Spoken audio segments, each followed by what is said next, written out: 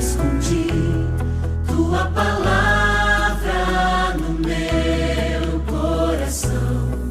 Acesse nosso portal na internet.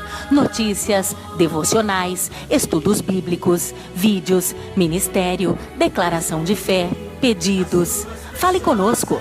Acesse ministériodareconciliação.net. Tua palavra é vida ao meu coração.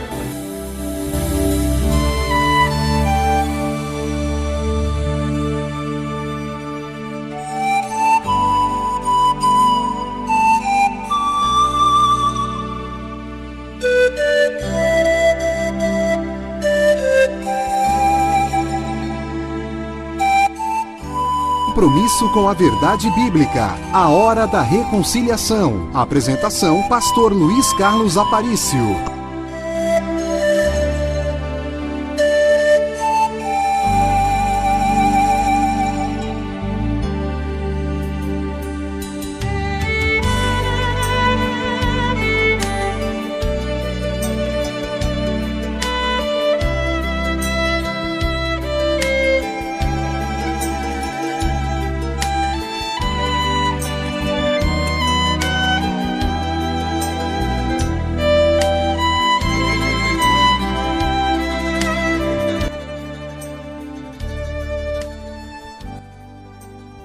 Graça e paz da parte de nosso Senhor e Salvador Jesus Cristo.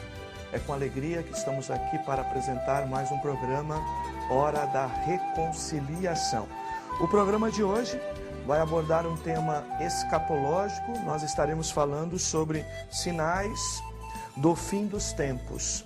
Estaremos falando sobre este tema no programa de hoje e convidamos você para ficar atento à nossa palavra, a palavra de Deus que estaremos ministrando para as suas vidas. Na verdade, eu quero então já iniciar a palavra convidando você para lermos segunda carta do apóstolo Pedro, capítulo 3, versículos 1 a 18.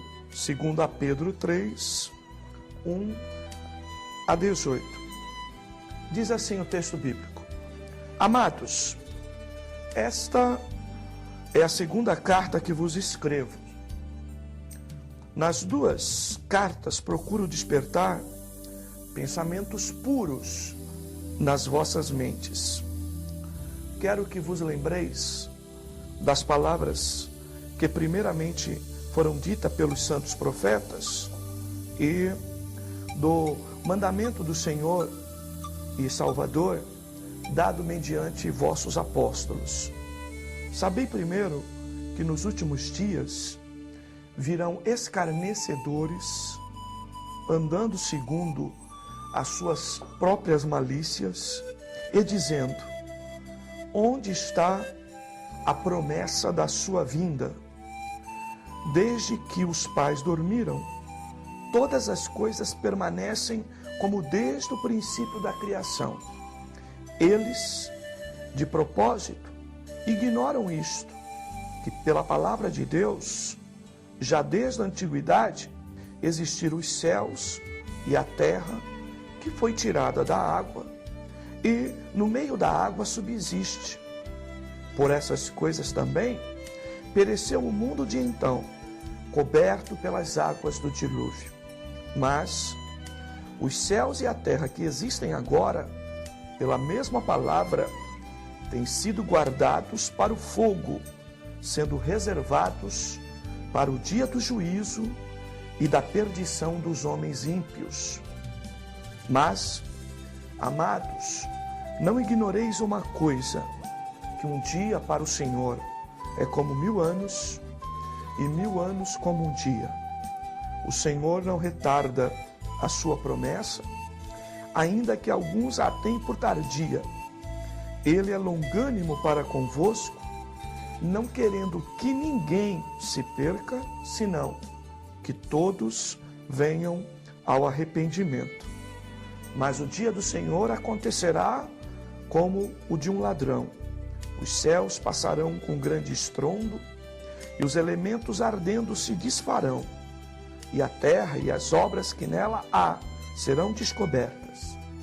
Havendo, pois, de perecer todas essas coisas, que pessoas não deveis ser em santidade e piedade, e aguardando e desejando ardentemente a vinda do dia de Deus, em que os céus em fogo se dissolverão e os elementos ardendo se fundirão, mas nós, segundo a sua promessa, aguardamos novos céus e nova terra, nos quais habita a justiça. Pelo que, amados, aguardando essas coisas, procurai que dele sejais achados imaculados e irrepreensíveis em paz, tendo por salvação a longanimidade de nosso Senhor, como também o nosso amado irmão Paulo vos escreveu, segundo a sabedoria que lhe foi dada. Em todas as suas cartas, escreve ele da mesma forma, falando acerca destas coisas. Suas cartas contêm pontos difíceis de entender, os quais os indoutos e inconstantes torcem, como fazem também com as outras escrituras, para a sua própria perdição. Vós, portanto, amados, sabendo isso de antemão, guardai-vos de que pelo engano dos homens perversos sejais juntamente arrebatados e decaiais da vossa firmeza. Antes, crescei na graça e no conhecimento de nosso Senhor e Salvador Jesus Cristo. A Ele seja dado a glória, assim agora, como também no dia da eternidade. Amém. Indiferença ou obsessão? Tristeza ou alegria? Esquecimento ou expectativa? Que tipo de reação produz esse tema para você, meu telespectador? Que reação produz em você quando alguém te fala a respeito dos sinais do fim dos tempos, quando alguém fala de eventos escatológicos, quando alguém fala da possibilidade deste mundo se destruir, ser destruído, quando alguém fala para você sobre a possibilidade do arrebatamento da igreja, da volta de Cristo, da grande tribulação, do anticristo, do falso profeta, da guerra do Armagedon. Que tipo de reação isso produz em sua vida? Nesse texto aqui, o apóstolo Pedro está falando de uma reação que este assunto pode produzir na vida das pessoas. O arrebatamento ou o dia do Senhor ou os sinais do fim dos tempos. O que isso pode produzir na vida de uma pessoa? Pedro fala que há um grupo de pessoas que estarão dentro de uma reação que a Bíblia chama aqui de escarnecedores, ou seja, daqueles que fazem pouco caso a respeito do arrebatamento da igreja. E Pedro nos fala que já em sua época, nessa sua segunda carta universal, em que existiam pessoas que usavam o argumento de que o fim do mundo, que a destruição do mundo, que o julgamento do ímpio, que a condenação de pessoas sobre o ponto de vista eterno e sobre o ponto de vista de um juízo divino, que esse assunto se falava há muito tempo e que ele nunca acontecia. O tempo passava e, à medida em que o tempo passava, este seria o argumento principal dos escarnecedores para dizer: olha, desde que nossos pais dormiram, todas as coisas permanecem desde o princípio da criação. Talvez seja essa a reação que o arrebatamento da igreja produz em você. Esse assunto hoje pouco é falado, inclusive, nas igrejas evangélicas. No meio de debates, no meio de conversas, as profecias também, elas sumiram sobre este ponto de vista, sobre esta expectativa. Também eu fico admirado porque os cantores da última hora, com toda esta revolução produzida pela música gospel, raramente se ouve músicas ou canções que abordam a volta de Jesus. Nós estamos vivendo uma época onde há uma multidão de pessoas, muitas das vezes, até debruçada na palavra de Deus, até ouvindo a palavra de Deus, mas não ouvindo esta palavra. É como se realmente estivéssemos tomando atitudes de desprezar a promessa bíblica. Mas o texto diz que nós não devemos acreditar de que Deus mudou a sua promessa. A Bíblia diz, inclusive, que o Senhor não retarda a sua promessa. E o arrebatamento da igreja e todos os eventos escatológicos são promessas divinas. Promessas essas descritas no Antigo Testamento e também no Novo Testamento, na Bíblia como um todo. E Pedro aqui nos adverte de que nós não devemos, ainda que muitos tenham por tardia, por demorada, e alguns até tenham que não vai acontecer, a volta do Senhor, ela é uma promessa, e como promessa de Deus, ela se cumprirá. E se cumprirá exatamente nessa situação. A Bíblia diz que o dia do Senhor, o dia do juízo, aqui não fala efetivamente do arrebatamento da igreja. Esse texto fala do dia de juízo. O dia do juízo virá como ladrão. Ou seja, a hora que a gente menos pensa, a hora em que a gente estiver mais despreocupado, ou quando nós estivermos preocupados tanto com outras coisas, que não sobrará tempo para nós lembrarmos a respeito de um tema tão importante como este. O Senhor não retarda a sua promessa, mas o desejo dele, o desejo de Deus para cada um de nós é que ninguém se perca, mas que todos venham ao arrependimento. Observem só, há um porquê que o nosso Deus retarda a sua promessa aos nossos olhos ou ao nosso entendimento. Há uma razão para que Deus espere para processar o juízo ou o julgamento. É dando tempo e dando oportunidade para arrependimento. E neste primeiro bloco de programa, o que eu quero trazer ao teu coração é exatamente isso, que Deus tem dado oportunidade para você. Deus tem dado oportunidade para a sua igreja.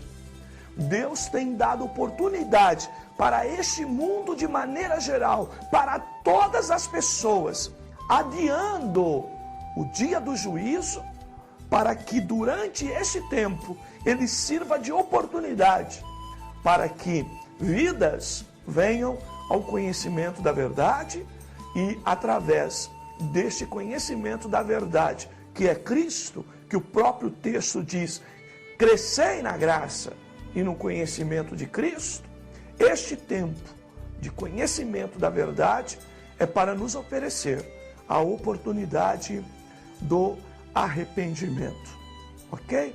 Eu quero refletir um pouquinho com você nesta hora. Te chamo à reflexão neste momento para você pensar um pouquinho sobre as oportunidades que Deus tem te dado para você exercitar o arrependimento. Quantas chances Deus tem te dado? Quanto tempo Deus tem te oferecido para você voltar à comunhão, para você voltar a se ocupar e levar a sério as coisas de Deus, como talvez você já tenha levado um dia. Por isso, a palavra do programa de hoje, ela serve como mais um barco para alguém que está naufragando no mar da vida, um barco que é enviado por Deus para que você nele possa encontrar o escape. Este barco é a palavra de Deus, falando para você de que todo o tempo que Deus nos dá não é para nós ficarmos cada vez mais distante dele. Não é para nós perdermos de vista a possibilidade da salvação, não. Mas é efetivamente para que nós encontremos nesse tempo a possibilidade do arrependimento e do perdão de Deus. Que essa palavra alcance teu coração de uma maneira tal e que produza um desejo, uma reação de se aproximar das coisas de Deus. Convidar você para nós lermos mais um texto, o texto de 2 Tessalonicenses, capítulo 2, versículos 1 até o 17. Nós vamos fazer essa leitura, porque se a leitura de Pedro nos mostra pessoas indiferentes, pessoas esquecidas e até escarnecendo da volta de Cristo, esse texto fala exatamente o inverso, o outro extremo, o perigo que está nesse texto. Vamos lá então, 2 Tessalonicenses 2. Ora, irmãos, quanto à vinda de nosso Senhor Jesus Cristo e a nossa reunião com Ele, rogamo-vos que não vos demovais facilmente do vosso modo de pensar, nem vos perturbeis, quer por espírito, quer por palavra, quer por epístola, como se procedesse de nós, como se o dia de Cristo já tivesse chegado. Ninguém de maneira alguma vos engane, pois isto não acontecerá sem que antes venha a apostasia e se manifeste o homem do pecado, o chamado filho da perdição. Ele se opõe, se levanta contra tudo o que se chama Deus, ou é objeto de culto, de sorte que ele se assentará como Deus no templo de Deus, querendo parecer Deus. Não vos lembrais de que essas coisas vos dizia quando ainda estava convosco? E agora vós sabeis o que o detém, para que a seu próprio tempo seja manifestado. Pois já o mistério da injustiça opera, e somente há um que agora o detém, até que seja afastado. E então será revelado o iníquo, a quem o Senhor se desfará pelo sopro da sua boca e aniquilará pelo esplendor da sua vinda. A vinda desse iníquo é segundo a eficácia de Satanás, com todo o poder e sinais e prodígios da mentira, e com todo o engano da injustiça para os que perecem, porque não receberam o amor da verdade para se salvarem. Por isso, Deus lhe envia a operação do erro para que creiam na mentira e para que sejam julgados todos os que não creram na verdade, antes tiveram prazer na iniquidade. Mas devemos sempre dar graças a Deus por vós, irmãos amados pelo Senhor, porque vos escolheu Ele desde o princípio para a salvação, pela santificação do Espírito e fé na verdade, para que também vos chamou pelo nosso Evangelho, a fim de alcançardes a glória de nosso Senhor Jesus Cristo. Assim, pois, irmãos, permaneceis firmes e conservais as tradições que vos foram ensinadas, seja por palavra, seja por epístola nossa. E o próprio nosso Senhor Jesus Cristo, e o nosso Deus e Pai, que nos amou e em graça nos deu uma eterna consolação e boa esperança, console os vossos corações e confirme toda boa obra e palavra. Muito bem. Esse texto de Paulo aos Tessalonicenses fala de um grupo que está no inverso do primeiro grupo a qual Pedro se referiu em sua carta. Se o primeiro era escarnecedor em razão de não acreditar mais, de estar indiferente, de estar esquecidos a respeito da volta de Jesus, Paulo aqui ministra a igreja de Tessalônica porque lá havia uma obsessão, havia uma expectativa exagerada a ponto de muitos crentes em Tessalônica, em razão do cenário que estava vivendo a igreja, de perseguição, de inversão de valores, de problemas sérios na sociedade da época, muitos na igreja de Tessalônica acreditavam que o Senhor Jesus já havia vindo, que o arrebatamento já havia acontecido ou estava efetivamente acontecendo o exercício dos últimos tempos. E isso que criou, então, esse tipo de perturbação. Ora, como pastor equilibrado e como pregador de um evangelho equilibrado, nós temos que exatamente ter este cuidado. Se nós não podemos ser indiferentes à volta de Jesus, também não podemos viver numa euforia, numa expectativa exagerada, como se ela fosse ocorrer agora, e isso nos levar à perturbação, isso nos levar muitas das vezes ao exercício do evangelho terrorista, aonde eu estou sempre acreditando em que o juízo está sobre a minha vida, que os problemas que o mundo está vivendo já é evidência até que Jesus já veio, porque o mundo está tão mal, alguém pode pensar, que às vezes alguém acredita que Jesus já veio buscar até sua igreja e que nós estamos vivendo a grande tribulação, e isso não é uma verdade, não é verdade. Por isso que Paulo fala aqui, que nós não devemos nos demover facilmente do nosso modo de pensar, que nós não devemos inclusive nos permitir ser perturbados. Há pessoas que ficam perturbadas, há pessoas que não dormem, acreditando que o fim dos dias está acontecendo, que ele faz parte do nosso dia a dia, faz parte, está presente, nesses últimos dias. Por tudo isso, é que nós temos que tomar cuidado em ministrar a palavra de Deus, tendo cuidado de encontrar um equilíbrio.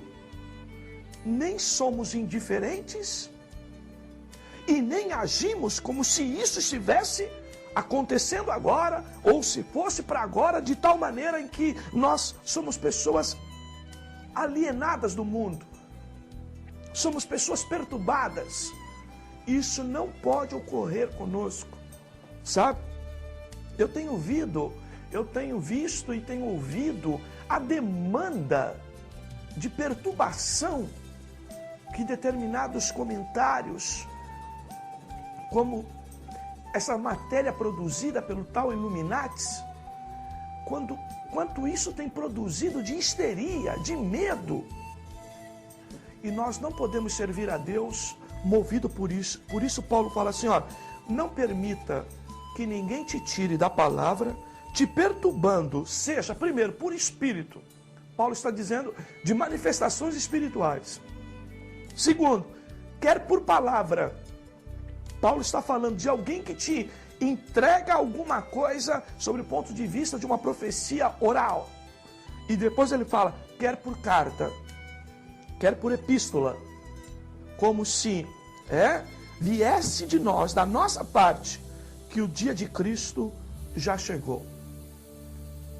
Isto é um engano, e Paulo assegura isso dizendo, ninguém de maneira alguma vos engane. Nós cremos que o que abre a cortina da escatologia é o arrebatamento da igreja, ok? E que enquanto a igreja não for arrebatada, não esteja em segurança com Deus, nem o anticristo se manifestará, nem o falso profeta se levantará, e muito menos todas as destruições e os juízos preparados para a grande tribulação irão acontecer. Nós defendemos a escola pré-tribulacionista, ou seja, que a igreja ela será tomada e guardada por Deus antes da grande tribulação que acontecerá no mundo. Então, é nessa expectativa que nós estamos. E esse texto de Paulo à igreja de Tessalônica esclarece exatamente isso. Por isso que eu chamo você a esta reflexão, para que você não venha de alguma forma andar perturbado em razão de algumas mensagens extremas, sensacionalistas, terroristas, espiritualmente falando, ok? Quero falar com você assim de pertinho e quero chamar você então exatamente esta hora para esta reflexão. Pondere bem. Você que às vezes está servindo a Deus movido apenas por um temor em razão de uma manifestação espiritual ou de uma palavra ou até de alguém que interpretou uma carta ou um livro doutrinário ou a Bíblia Sagrada de maneira errada para você, levando você a viver uma expectativa como se você estivesse sendo perturbado espiritualmente com coisas que nós poderíamos dizer até coisas boas, mas que em razão do extremo você está se permitindo ficar perturbado em razão da própria volta de Cristo. A volta de Cristo não deve ser razão e motivo para nós nos perturbarmos, para nós sairmos da posição que estamos, de nós tomarmos decisões precipitadas sobre a vida, ok?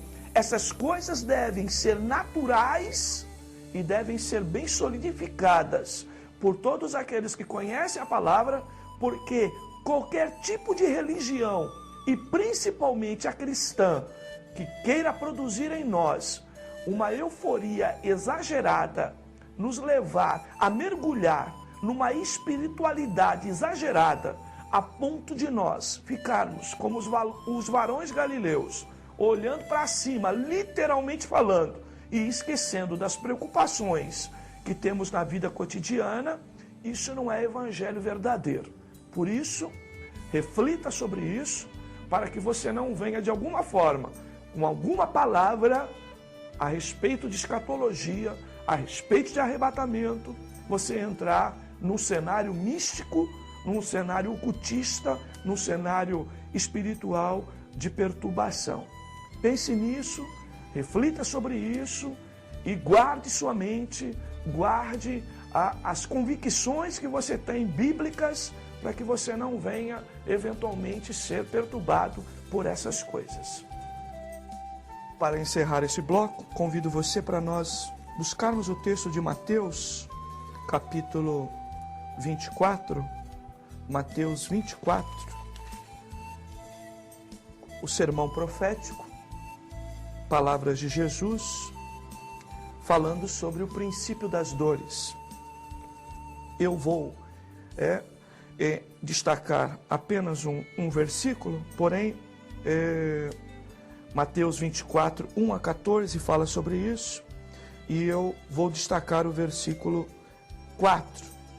A Bíblia diz assim: respondeu-lhe Jesus: acautelai-vos que ninguém vos engane.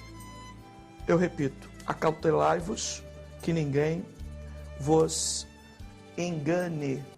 Muito bem. Este texto bíblico nos fala de um cenário de guerras, de rumores de guerras, de fome, de pestes, de terremotos em vários lugares.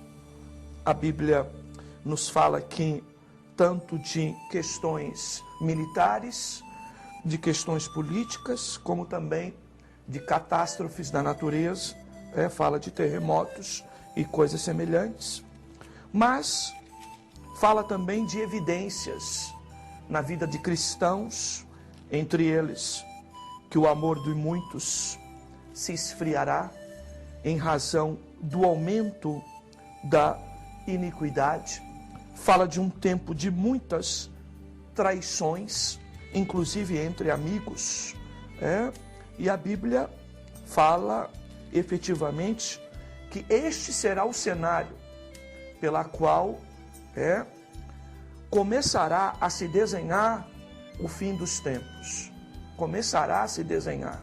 Mas no meio de tudo isso, a Bíblia ainda fala: cuidado, que ninguém te engane. Eu quero encerrar a palavra do programa de hoje falando exatamente para você assim: quanto mais nós tivermos vivendo situações difíceis na vida, mais chance de alguém enganar a gente. Eu vou repetir, como pastor, como homem de Deus, quando na vida você estiver vivendo situações das maiores crises, dos maiores problemas, quando o mundo e a sociedade estiver no caos, é aí que nós temos mais chance de ser enganados. Por isso que a Bíblia diz: cuidado com esse tempo, cautela, para que ninguém te engane. Porque quando as coisas estão mal perto de você, não falta profeta de última hora para se apresentar para você, dizendo: eu sou o Cristo, ou eu sou o enviado, ou eu sou um profeta, e assim sucessivamente. Por isso, nós, como homens de Deus, temos que advertir a igreja e todos vocês que ainda não conhecem a Cristo, de que Jesus vem, de que há um tempo de juízo preparado para os homens e para todo este mundo.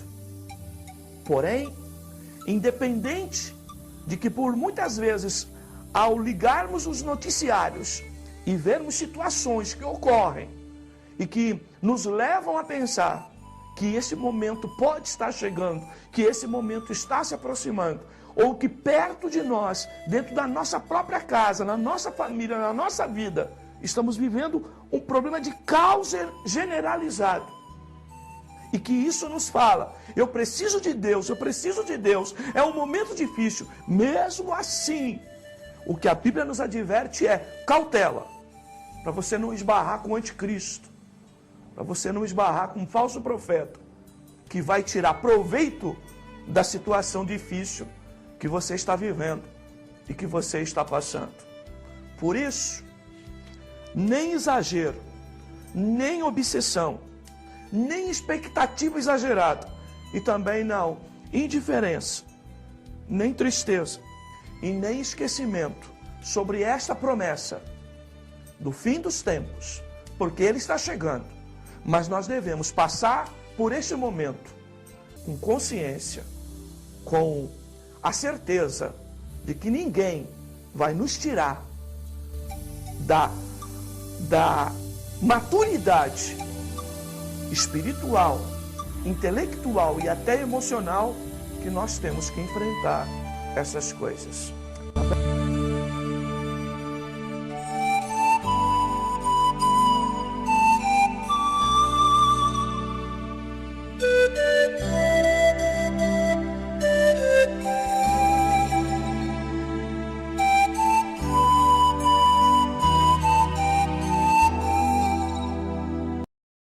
Escondi tua palavra no meu coração. Acesse nosso portal na internet. Notícias, devocionais, estudos bíblicos, vídeos, ministério, declaração de fé, pedidos. Fale conosco. Acesse ministériodareconciliação.net. Tua palavra